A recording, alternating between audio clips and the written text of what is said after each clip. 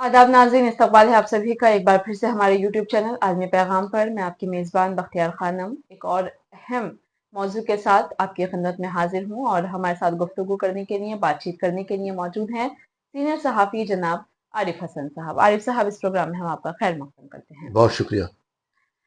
नाज़रीन, आज हम बात करेंगे मीडिया की। मीडिया जो फोर्थ पिलर होता है डेमोक्रेसी का, जिस पर अमूमन हर इंसान ही डिपेंड करता है खबरों के लिए, नई चीज़ें जानने के लिए, टेक्नोलॉजी के लिए, हर चीज़ की खबरें उसे मीडिया से मिलती हैं।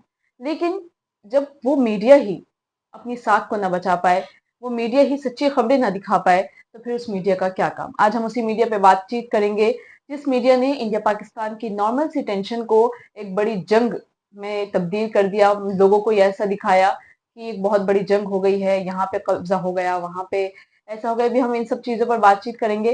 तो इसी पर हम बात करेंगे कि आज के दौर में जो मीडिया की साख है वो इतनी गिर क्यों गई है। हालांकि पहले ही मीडिया की इज्जत इतनी ज्यादा रही नहीं है, मीडिया पर कोई इतना भरोसा नहीं करता है, और फिर भी जो मीडिया है वो टीआरपी के लिए या किस चीज के लिए ऐसी झूठी खबरें फैलाती है, झूठी खबरें चलाती है और खुद को सच्चा बताती है। तो आज हम इसी सब पर बात करेंगे।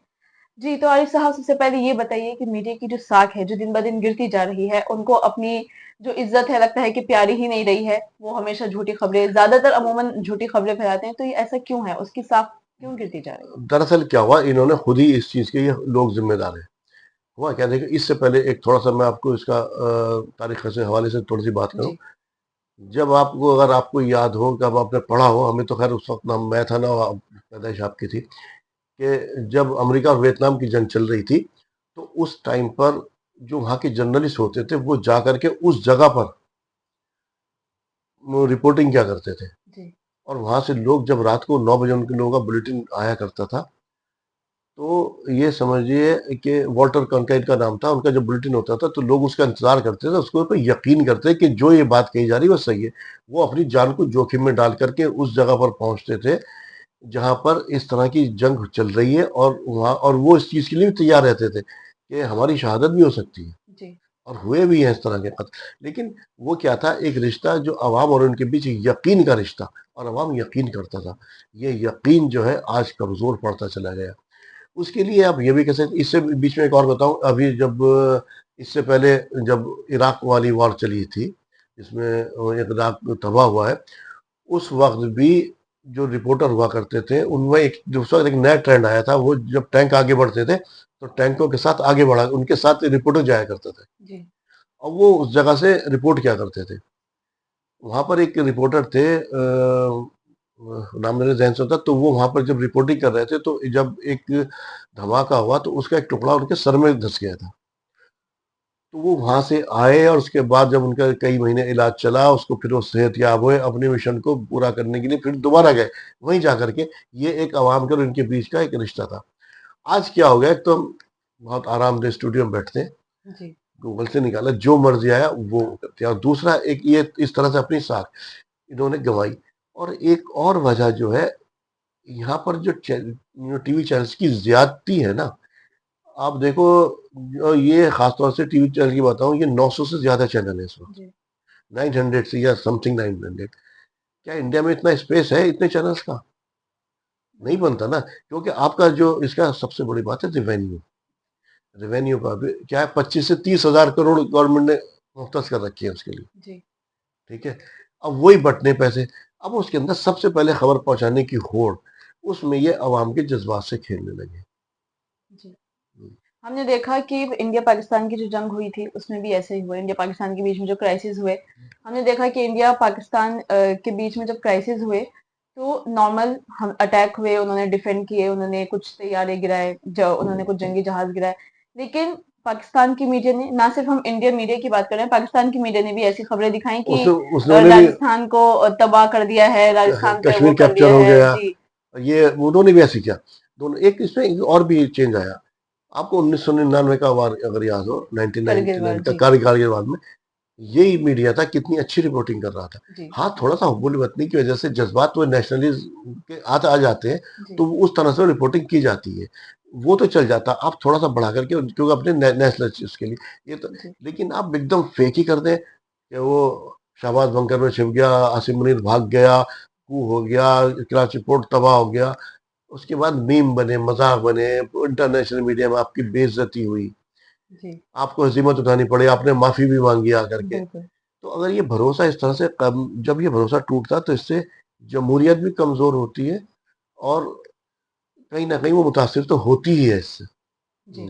अच्छा, एक चीज और भी है। अब जैसे मैंने पीछे भी बताया ना, इराक वाला टैंक के साथ लोग जाते थे, या कारगिल के अंदर लोग उसी जगह से रिपोर्टिंग कर रहे थे। अब वारफेयर भी बदला, न उनकी अफवाज हमारे यहाँ आई, ना हमारी अफवाज उधर से गई, ना हमारे प्लेन उधर गए, ना उनके प्लेन उधर से गए। सब अपनी जगह से बैठे बैठे कर रहे थे जो था। तो जी। ऐसे में आप तक सही खबरें कैसे, आप कैसे इस तरह की खबरें फैला रहे थे, बिल्कुल। और अवाम के जज्बात से खेल रहे थे। इसका नुकसान उठाना पड़ता है जी। हालाँकि ये जो खबरें थी, ये जो खबरें चलाई जा रही थी टीवीज़ पर और न्यूज़ चैनल्स में दिखाई जा रही थी, आपको बताते चलें कि वो मिनिस्ट्री ऑफ ब्रॉडकास्ट से नहीं आ रही थी। ये खबरें कहाँ से आ रही थी और कौन इनको भेज रहा था, ये तो वही लोग जाने जो चला रहे थे। हालाँकि बाद में हमने कुछ वीडियोज़ ऐसी भी देखी, जिनमें रिपोर्टर जो उनके ग्राउंड रिपोर्टर उन्होंने ही बोला कि पहले आप बोलते हैं खबरें दें और फिर बाद में कहते हैं कि फेक खबरें क्यों दी। वो एक इन्होंने एक जराये के नाम पे एक नया डिपार्टमेंट क्रिएट कर लिया, जी। कि जराये के हवाले से अब जराये को तलाश करते रहिए आप। अभी कितना हुआ, बीजेपी का नहीं हुआ, अभी भास्कर ने पूरा छाप दिया उसको कि घर घर सिंदूर भेजे गए। भाजपा जो है अभी बिहार वाले इलेक्शन में जो ऑपरेशन सिंदूर के बाद, जी। कि अपना जो, जाहिर सी बात है, इंडियन अफवाज ने बरतरी हासिल थी इंडियन अफवाज को, तो अब उसको पॉलिटिकली वो कैश करने के लिए वो क्या कह रहे थे कि हम घर घर घर पे सिंदूर भेजेंगे। जब उसके ऊपर भास्कर ने एक ठप्पा लगाया, फेक। जी। वो भास्कर ने ठप्पा लगाया, फेक न्यूज थी ये कोई हकीकत नहीं थी। अब इससे क्या हुआ, बीजेपी बदनाम हुई ना बिल्कुल। उनके उस, कि भाई अब आप जो मर्जी क्या क्या है, आप कितनी आई बॉल अपनी तरफ अट्रैक्ट कर सकते हैं। क्यों? अगर मैंने शुरू में कहा, रिवेन्यू मॉडल, रिवेन्यू मॉडल क्या है, उसकी वो डिपेंड करता है आपकी टीआरपी पर, कितनी आप टीआरपी गेन कर सकते हैं। हालांकि एक रिपोर्ट के मुताबिक इनको व्यूअर्स नहीं मिले इस बार, जी। लेकिन वो टीआरपी की होड़, दूसरा सबसे पहले खबर पहुंचाने की होड़, क्योंकि टीआरपी मिलेगी तो रिवेन्यू रेवेन्यू रिवेन्यू जो मिलेगा। उसी पर डिपेंड करता है, जिसकी बिल्कुल। जितनी टीआरपी, और टीआरपी का हाल आपको जानते हो क्या है। बिल्कुल। तो ये जो झूठी खबरें फैलाने का सिलसिला है, इसको बंद होना चाहिए। हमने ये भी देखा कि एक तरफ जो इंडियन नामी-गिरामी न्यूज़ चैनल्स हैं, वो सच्ची सच्ची के नाम पर वो झूठी खबरें दिखा रहे थे और जो छोटे-मोटे यूट्यूब चैनल हैं, वो उनको फेक साबित कर रहे थे, गलत साबित कर रहे थे और जो असल खबर थी, उसको अवाम तक पहुँचा रहे थे। और इसी वजह से अवाम का भरोसा उन छोटे-मोटे यूट्यूब चैनल्स ने जीता भी और जो एक मीडिया पे भरोसा था, एक न्यूज़ चैनल्स पर भरोसा था, वो उनका कहीं न कहीं डगमगाया और टूटा भी। इसी के साथ ही हम आपको ये भी बताते चलें कि जब-जब खबरें चल रही थी इंडिया पाकिस्तान की जंग के बीच में, क्राइसिस के बीच में जब-जब खबर चल रही थी, तभी-तभी मिनिस्ट्री ऑफ ब्रॉडकास्ट कोई न कोई नया नोटिस निकाल रही थी कि इन झूठी खबरों पर यकीन ना करें। जो आर्मी थे, वो अपना प्रॉपर बता रहे थे कि हमने क्या किया, क्या नहीं किया, ऐसा कुछ नहीं हुआ है, वो उसके एक्सप्लेनेशन दे रहे सिर्फ थे। एक सोर्स का एक जराया रह गया था, पीआईबी। जी। पीआईबी पर जो गवर्नमेंट की खबरें आ रही थी, जो पब्लिश हो रही थी गवर्नमेंट ऑफ इंडिया की, वहाँ वो एक भरोसेमंद खबरें दे रहा था, वो भी गवर्नमेंट का इदारा था। लेकिन इतने प्राइवेट चैनल से इसका नुकसान देखो किस कदर झेलना पड़ा है। इस मीडिया ने, मैं आपको बताऊं कि ऐसा शो कर दिया पिछले 10 सालों में, कि अब इससे पहले हिंदुस्तान की बात नहीं सुनी जाती थी बाहर, और अब जो है बात बड़ी मजबूती के साथ रख रहा। क्या देखा इस क्राइसिस के अंदर, कौन खड़ा था हमारे साथ? जी। आपने विश्व गुरु बना के पेश किया। पेश जी। किया, इस क्राइसिस में कौन खड़ा था आपके साथ, मुझे बताइए।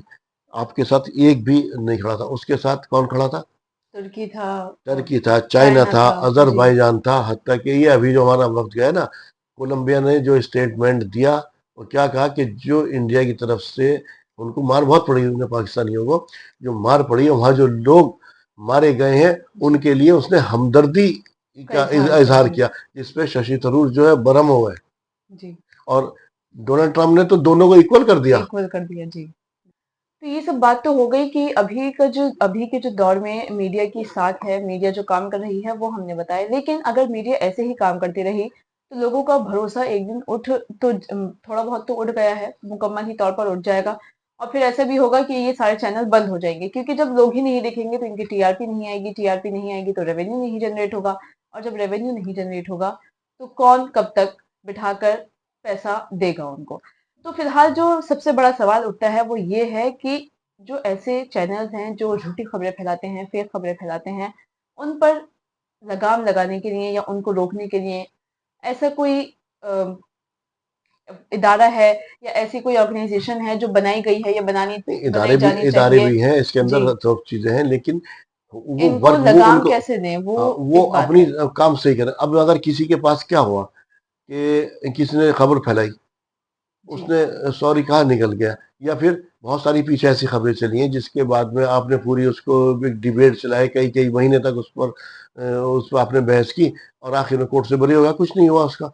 तो ऐसी जगह पर इस तरह की न्यूज़ चलाना और किसी को एक एजेंडा चला, ये लोग एजेंडा चला रहे हैं जी, आजकल, जी। तो उनके ऊपर कहीं ना कहीं कार्रवाई होनी चाहिए, चैनल पर रोकनी चाहिए, बंद होना चाहिए इन पर। जुर्माना महीने आयद भर होना का चाहिए। कुछ ना जी, कुछ इस तरह का होना चाहिए।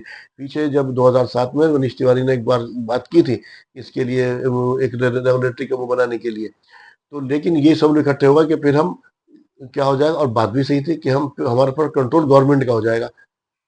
अगर आपका कंट्रोल नहीं, तो अब तो आप आउट ऑफ कंट्रोल होगा नहीं, जो भी आपके जीव में आ रहा है वो आप दिखा रहे हैं ना, आप तो जी, जज्बात से कह रहे हैं लोग। अब लोगों में आपने एक हिजाल पैदा कर दिया था ना, इस तरीके का कि क्या होने वाला। अब उधर के भी लोग, इधर के भी, दोनों कर रहे थे। तो इस तरह की चीज देखो, उससे हम भी समझते हैं वॉरफेयर भी बदला है, बहुत सारी चीजें बदली है, लेकिन इंफॉर्मेशन पहुंचाने का जरिया जो है वो यही है।